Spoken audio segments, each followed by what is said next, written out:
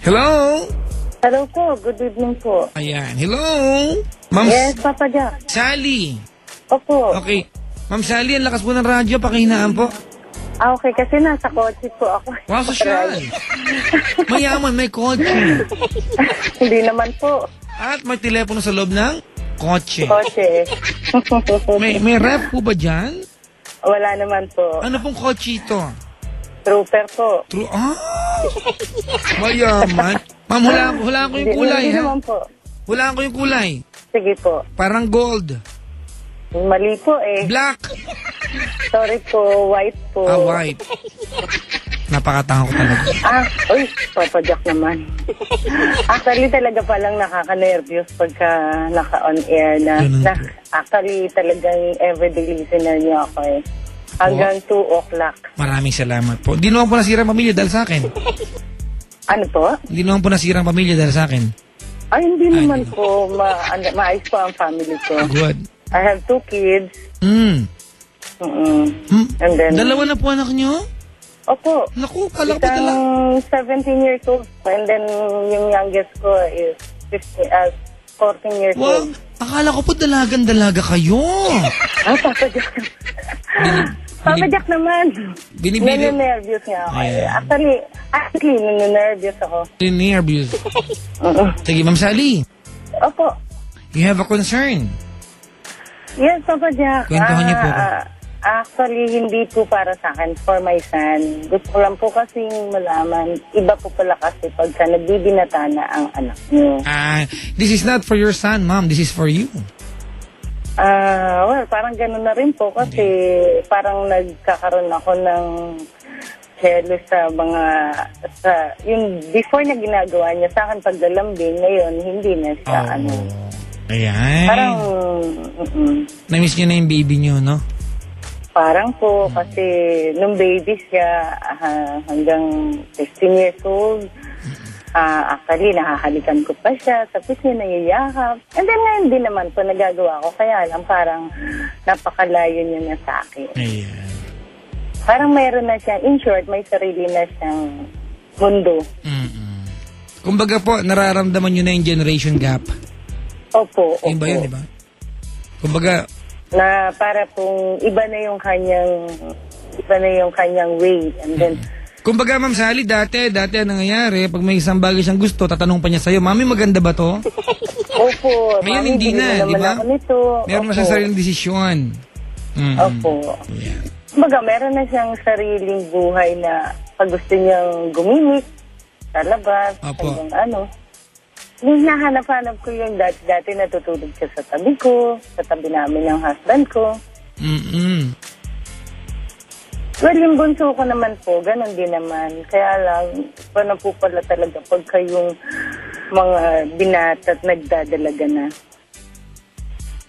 Okay, ganito, Ma'am Sally. Oo. Ako magbibigay po ko ng opinion, hindi bilang isang tao na may anak ng 17 years old, ha? Dahil wala po ako niyan.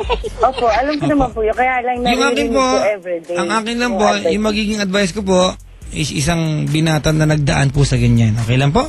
Opo. Ayan. Wow. Lalim nun, Hindi kasi siyempre po, ang katotohanan ng buhay, we all mature. Ako naniniwala po ako pag nagtagal-tagal, mga tipong 25 anyos na yung anak mo, at pabibi pa rin sa'yo, malang mainis ka na. Ito lang po, kumbaga, this is the transition period Diba? Ito po yung transition, kumbaga, nag-a-adjust kayo parehas. Your son is discovering the world, which is actually good. Hindi naman po lahat ng bagay, didepende niya sa'yo. Okay. Ano po, yung may doorbell po, yung kotse nyo?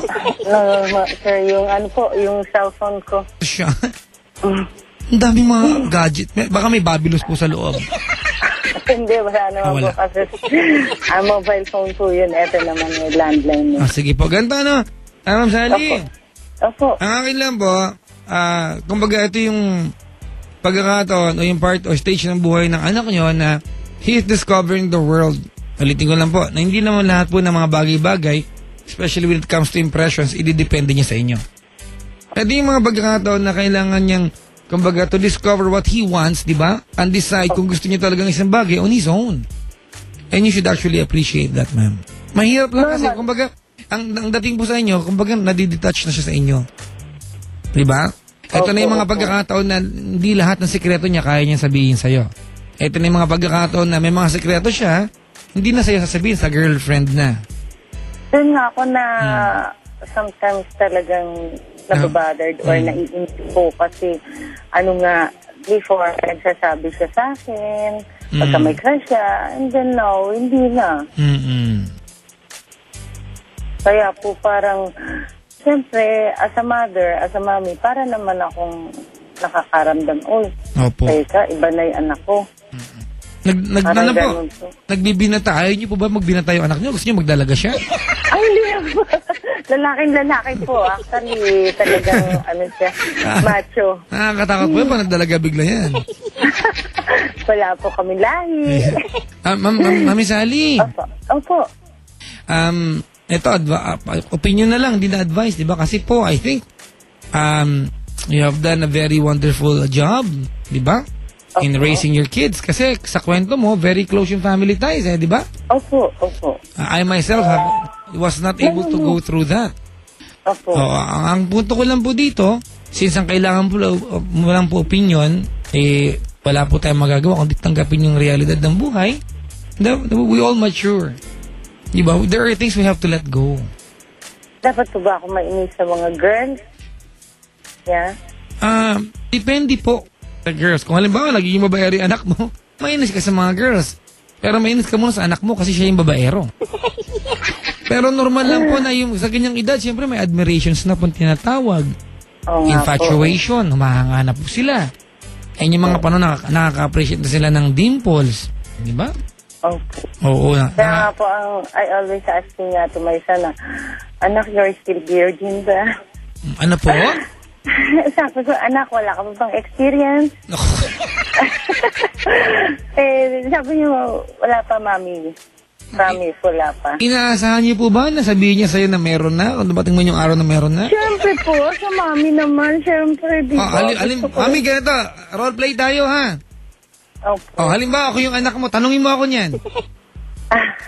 Sige po. Anak, may experience ka na ba? Okay, halimbawa, tinanong mo yan. Ang sagot na anak mo, meron na po. Anong sunod yung tanong, mami?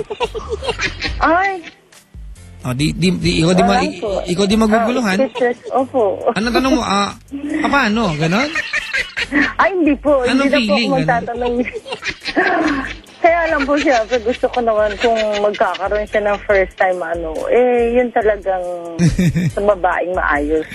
Alam mo, mami, natutuwa ako sa'yo. Mahal na mahal mo ang anak mo. Diba? Naman po. Kumbaga, you want your world interconnected with each other, diba, all the time. But the reality po is he's growing up. He's growing old. Diba? He is trying to be a man. Ito yung turning point From being a teenager, diba? He was a boy. He was a kid boy. He was a boy. Diba? He's a teenager now. He'll become a man. Diba? Soon enough, hindi na siya minor. 17 na po siya. Diba? He will be allowed to come up with his own decision. Although Pinoy tayo, diba? We always seek for permission ng magulang kahit 23 na tayo. Diba? Kapagay po. Kaya lang po. Kaya lang po, ganun po pala talaga. Kasi mas naging close ngayon siya sa daddy niya. Mas nagsasabi na siya ngayon sa daddy niya. Kasi, not like before na puro sa akin. Usapang na po yan Usapang... lalaki. Oo, lalaki na po. Diba? Oo nga po Ganun po pala ang feeling ng isang mami na nagbibinata na ang anak. Ayan. Sometimes nakakaramdam ng inis, sometimes natutuwa. Opo. Well, yun lang po, Papa Jack. Kasi everyday listener nyo nga ako. Ang hirap kumontak talaga sa inyo. Grabe, while I'm driving, talagang ginadial ko yung telepono para lang makontak kayo. Actually, nakauwi na nga ako bago ko nakakontak sa inyo. Ano po? Bago po ako nakatawag sa inyo, nandito na ako sa bahay. Opo.